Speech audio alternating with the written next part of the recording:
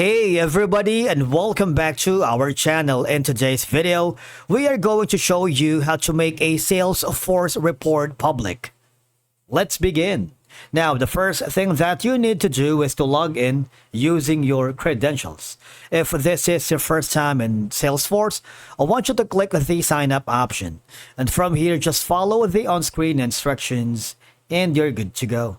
To make a Salesforce report public, you needed to share with a broader audience within your organization by adjusting the reports folder's permission, because Salesforce uses report folders to control access to make reports, and making a report public involves adjusting the sharing settings of the folder that contains the report.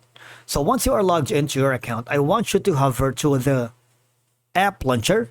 That's going to be beside setup. Normally it's grayed out, but if you hover your mouse, they'll make colorful circular buttons. If you click that, you'd see there's going to be a search button and type in reports. That's going to be under items. Click on it. Now, these are going to be some of the reports that I have created in the past tutorials for you guys. And if you haven't created one, you might want to check in our video on how to create a new report.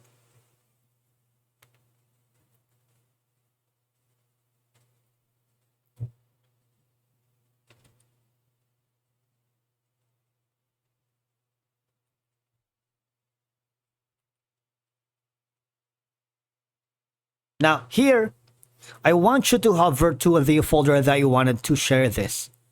This is going to be the folder that I wanted. And if you don't have any folder yet, click that.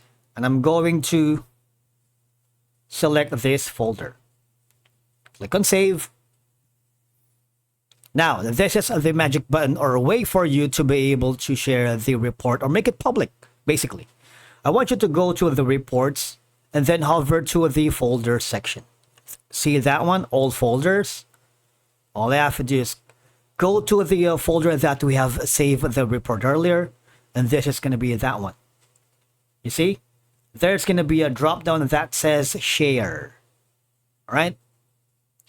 If you wanted to share with users or public groups, and that way you are identifying the folder that contains the report you want to make public. Please take note that the report's visibility is determined by the folder it is stored in. To make the report public, again, you may need to make the permissions to the entire folders.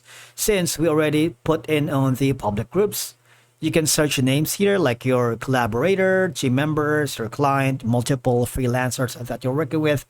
You can give like an access level. They can view, they can edit, and they can even manage. All right, you can share this with public groups, but if you want to limit that, you might want to check on view only, so they can only view the report. And from there, of course, all they gotta do, see, this is going to be the super admin, which is the deep labs user. All right, and again, choose the appropriate access for the folder.